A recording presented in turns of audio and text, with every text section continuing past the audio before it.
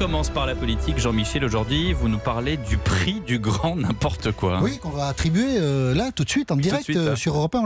On l'attribue pas chaque année, il faut faire un truc assez exceptionnel. C'est bien, on a eu la musique là. Pour le mériter, vous connaissez la pétition qui fait fureur sur l'affaire du siècle. 1 700 000 signataires. Un peu plus Oui, on va arriver à 1,8 million. C'est la pétition qui a recueilli le plus de signatures en France. Donc, 4 ONG environnementales menacent de déférer l'État devant la justice parce que l'État n'en fait pas assez contre le réchauffement climatique. Et le Parisien nous apprend ce matin, le papier est titré comme ça, que la pétition contre l'inaction climatique, même les gilets jaunes s'engagent. C'est-à-dire qu'il y a des gens qui ont enfilé un gilet jaune parce qu'ils ne voulaient pas de la taxe carbone sur l'essence et qui maintenant sont d'accord pour attaquer l'État devant la justice parce qu'il ne fait rien pour le réchauffement climatique. Je ne sais pas si vous connaissez cette histoire de l'unijambiste qui avait demandé des patins à roulettes au Père Noël. Oui. Eh ben, c'est un peu, on y est. Voilà, c'est un peu la même chose. Mais le Parisien sadique va un peu plus loin dans le papier parce que le Parisien sollicite Jean-François Juillard qui est le président de Greenpeace France et lui demande: alors monsieur Juillard, est-ce que vous êtes content que des gilets jaunes vous rejoignent? Et qu'est-ce qu'il dit Juillard? Il dit oui, je suis très content. Et il explique au journal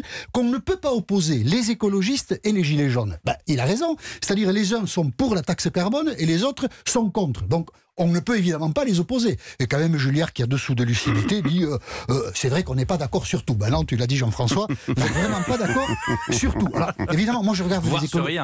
Oui, moi je regarde les écologistes depuis quelques années quand même sur la scène politique. Le bilan, c'est un peu comme le bilan carbone, il est nul de chez nul, hein, c'est-à-dire ils ont foiré tous les partis politiques qu'ils ont fait. Dès que vous nommez un écologiste quelque part, il est prêt à la démission, et donc c'est quand même pas très sérieux l'écologie en France. En Allemagne, ils sont plus sérieux. Donc c'est pour ça que ce matin, c'est pour cette raison, pour son œuvre ponctuelle, là, Jean-François Juillard, mais ça récompense les écologistes dans leur ensemble, qu'on va décerner ce matin sur Europe 1 le prix du grand n'importe quoi à Juillard de Greenpeace. Il pourra venir le retirer à l'accueil d'Europe 1 la semaine prochaine. Comme je serai en vacances, ça tombera très bien. On ne se croisera pas.